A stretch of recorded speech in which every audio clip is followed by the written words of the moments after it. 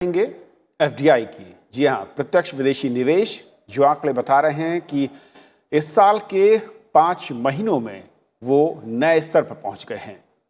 अप्रैल से अगस्त के दौरान प्रत्यक्ष विदेशी निवेश 16% बढ़कर 27.1 अरब डॉलर रहा है। पिछले साल अप्रैल अगस्त के दौरान यह आंकड़ा 23.35 अरब डॉलर का था।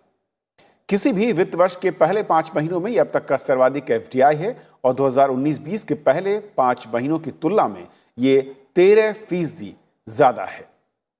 और अगर हम बात करें कि कुल एफडीआई जो 2008 से और 14 के बीच में आया वो 231.37 अरब डॉलर था और 2014 से 20 में इसमें 55% की उछाल रही है और यह आंकड़ा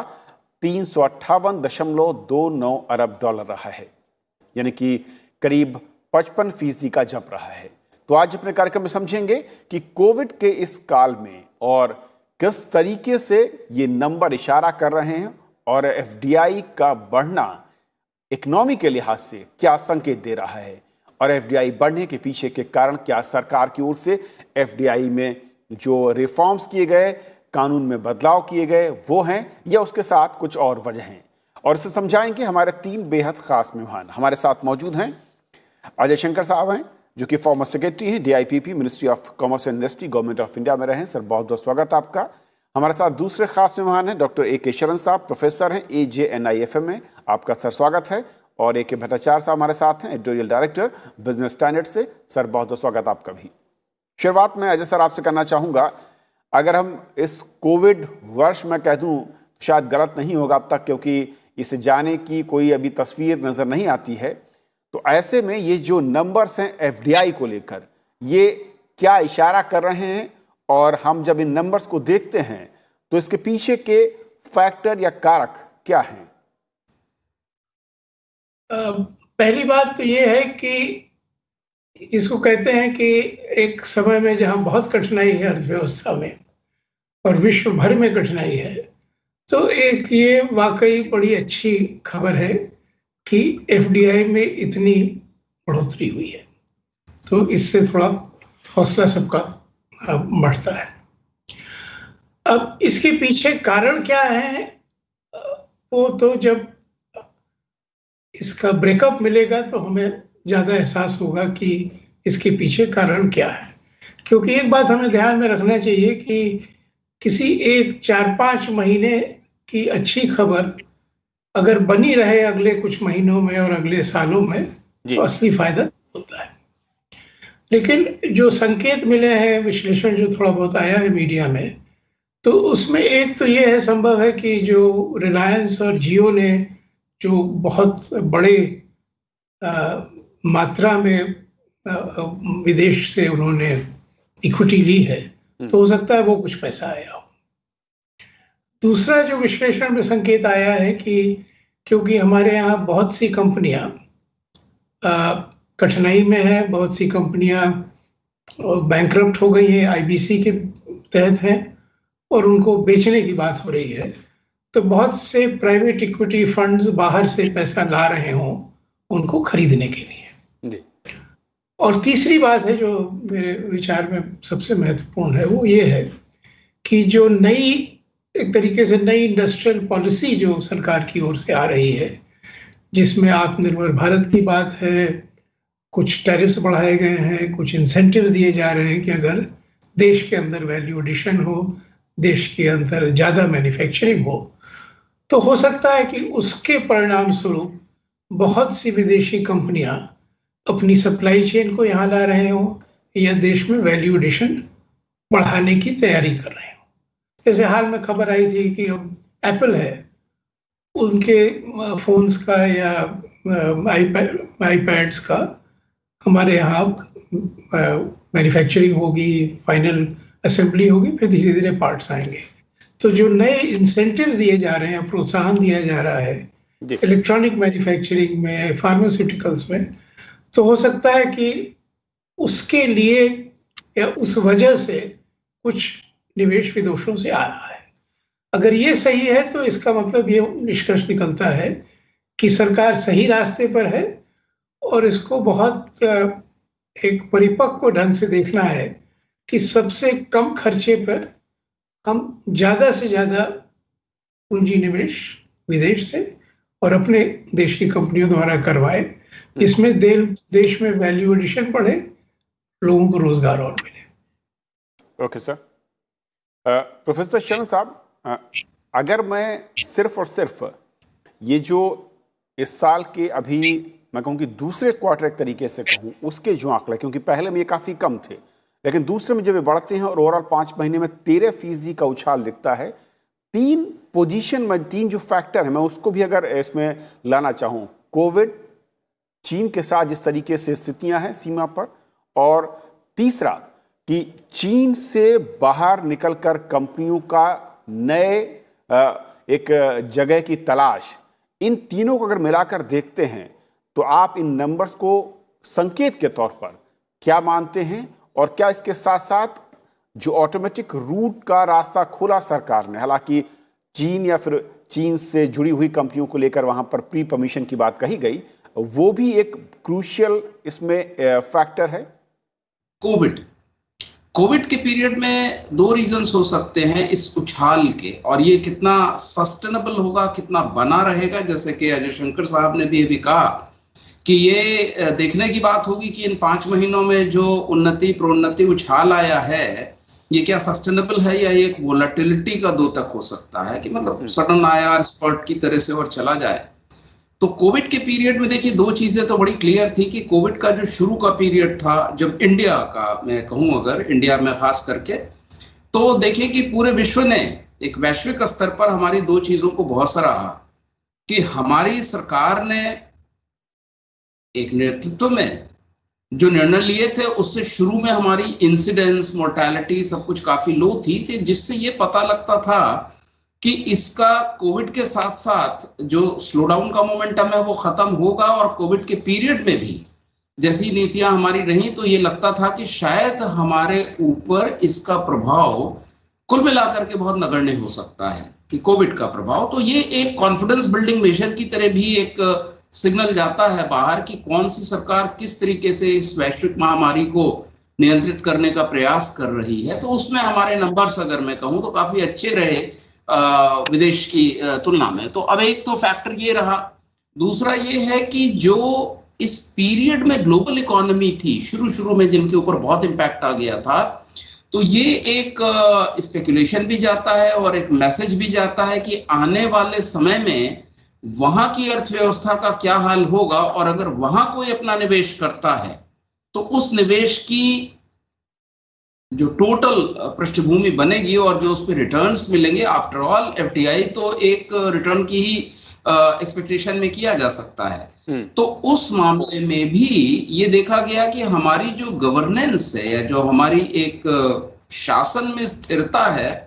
वो कुल मिलाकर के ज्यादा अच्छी है। तो किन्हीं और देशों में ये नहीं बहुत क्लियर हुआ इनिशियल स्टेजेस में, जिस पीरियड की हम खास करके बात कर रहे हैं पिछले 5 महीनों में जी। तो एक ये भी बहुत बड़ी वजह रही कि हमारी अर्थव्यवस्था में जो लोगों का विश्वास रहा, निवेशकों का जो विश्वास रहा, उसका जो कोशेंट कहें या उसका स्तर कहें वो काफी ठीक ठाक सा रहा। तो ये भी एक रीजन हो सकता है कि जिस वजह से हमारे यहाँ निवेश आया। और जहां तक मैंने जो पहला पॉइंट आपसे कहा कि सर्विसेज सेक्टर का कंसिस्टेंटली यानी एक निरंतरता के साथ अगर आप देखेंगे कि हमारा जो सेवा क्षेत्र है, जो सर्विस सेक्टर है, वो बड़ा एक वाइब्रेंट सेक्टर रहा है, इररिस्पेक्टिव ऑफ मतलब कि चाहे हम स्लो डाउन से भी गुजरे, इंटरनल स्लो डाउन से गुजरे, या जब यूएस में इकोनॉमिक स्लो डाउन आया वो हमारे ऊपर असर नहीं कर पाया। और अगर हम अपने बैलेंस ऑफ पेमेंट्स के भुगतान शेष के आंकड़े भी देखते हैं तो हम ये पाते हैं कि जनरली हमारा जो भुगतान शेष अगर नियंत्रित रहा है तो वो सेवा क्षेत्र की वजह से रहा है, ना कि उत्पाद क्षेत्र की वजह से रहा है। Right sir. तो एक फैक्टर रहा कि हमारा सर्विस सेक्टर का जो स्लो डाउन है vis a vis the slow down of the overall economy has been of different nature. तो ये एक कारण हो सकता है। और अब मैं तीसरे बिंदु पे आता हूं जो आपका है कि चाइना के साथ हमारे जो अभी निकट भूत में जो संबंध रहे हैं और आने वाले समय में उसकी परिणति क्या होगी, कि अब वो संबंध कैसे रहेंगे, और चाइना से कंपनीज निकलेंगी, चीन से कंपनीज निकलेंगी, तो क्या वो इंडिया में आएंगी? चीन से निकल करके कोई भी कंपनी ऐसे ही इंडिया में नहीं आएगी।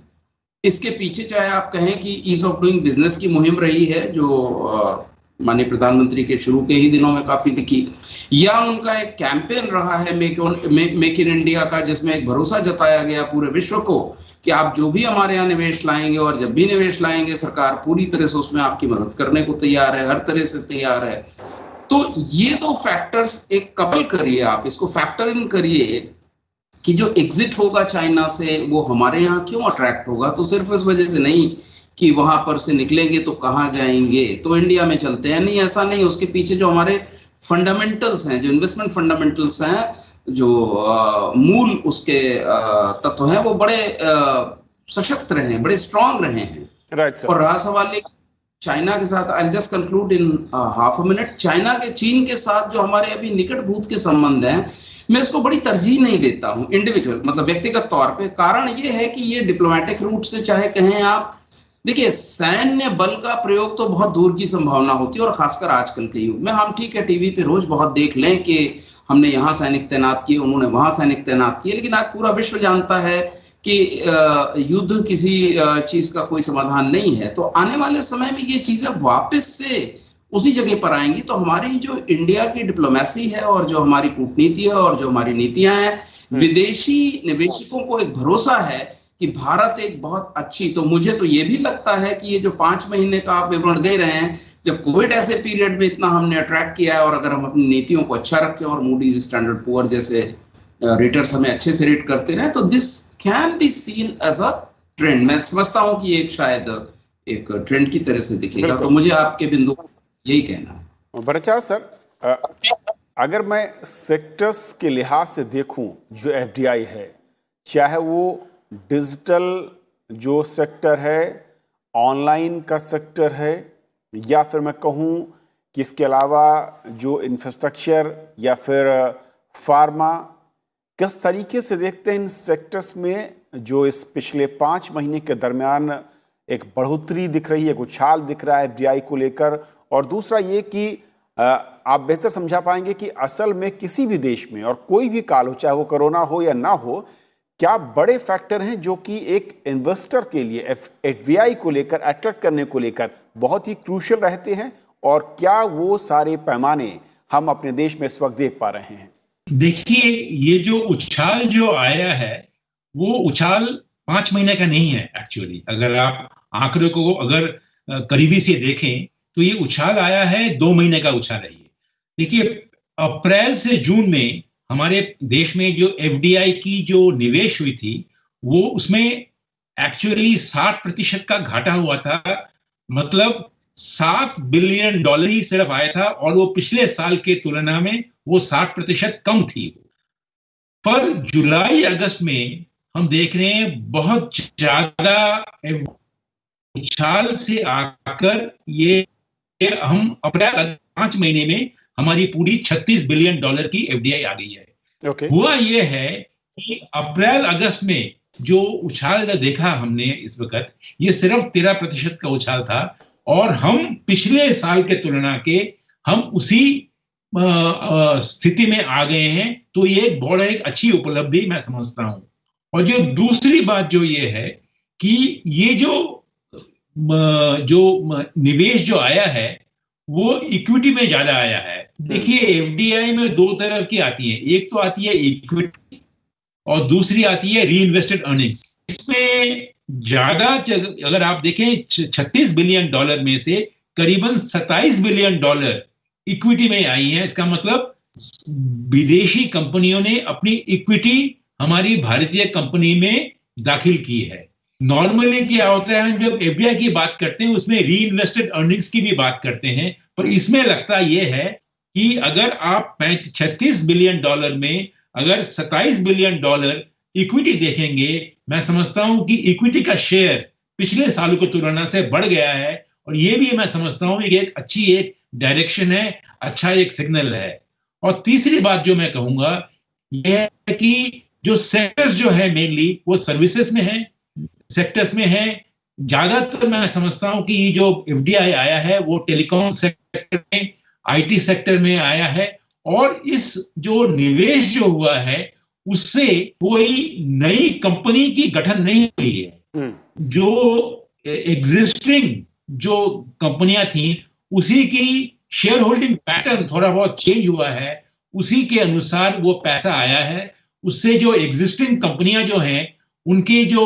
मालिकाना का जो फाइनेंशियल जो स्ट्रेंथ जो था वो जरूर ज्यादा हुआ है। और हम ये आशा कर सकते हैं कि इस एफडीआई के बदौलत अगले महीनों में शायद ये हमारी भारतीय कंपनियां अब वो ऋण मुक्त हो गई हैं, काफी कंपनियां ऋण मुक्त हो गई हैं, उनका ऋण कम हो गया है, वो शायद और भी निवेश करें। पर इस वक्त की हालात से हम ये नहीं कह सकते कि इस पूंजी निवेश से एम्प्लॉयमेंट में कोई बढ़ोतरी मिलेगी या इमीडिएट इन्वेस्टमेंट में कोई इजाफा दिखेगा। तो अगले महीनों में हम इसकी एक पॉजिटिव बेनिफिट्स हम जरूर देख सकते हैं, क्योंकि हमारी जो भारतीय कंपनियां हैं वो ऋण मुक्त हो गई हैं इस एफडीआई के आने से। ओके अजय सर, लेकिन अगर मैं इस ट्रेंड से पीछे और जाऊं और 2014 से 2020 के मैं आंकड़े देखता हूं तो वहां पर करीब 55% का जंप दिखा है, यानी कि $358 अरब रहा है 2014 से 20 के बीच में। और इस दरमियान जब मैं विदेशी निवेश को लेकर जो रिफॉर्म्स की बात होती थी एक्सपर्ट्स की ओर से, या फिर जो रूल्स रेगुलेशंस की बात होती थी, कई सारे नए कानून लाए गए, उसे आप कैसे देखते हैं? और इस ट्रेंड को अगर हम और अपवर्ड ले जाना चाहते हैं तो किस तरीके की और चुनौतियां हैं और क्या हमारे पास और साधन हैं इसको सहयोग करने के लिए, सपोर्ट करने के लिए? जो बढ़ोतरी हुई है पिछले 5-6 सालों में वो तो स्पष्ट है कि हुई है, लेकिन अगर हम अपने देश की आवश्यकताओं को देखें तो इसको कहीं और ज्यादा बढ़ाने की जरूरत है और हम बढ़ा भी सकते हैं। और उसको बढ़ाने के लिए हमें इस बात पर ध्यान देना होगा कि जो निवेश करता है, चाहे विदेशी हो या हमारे देश का हो, अगर किसी ऐसी एंटरप्राइज में या कंपनी में करता है जो कि नया निवेश करे, तो भी जैसे भट्टाचार्य जी ने कहा, बहुत सा निवेश हमारे यहाँ ऐसा आता है कि जो हमारी कंपनी है उसमें इक्विटी आ गई, या हमारी कंपनी को विदेशी कंपनी ने खरीद लिया, या जो कंपनियां बैंकरप्ट हो रही हैं उनको इक्विटी फंड्स ने खरीद लिया। तो वो पैसा तो आ गया देश में, लेकिन उससे कोई अर्थव्यवस्था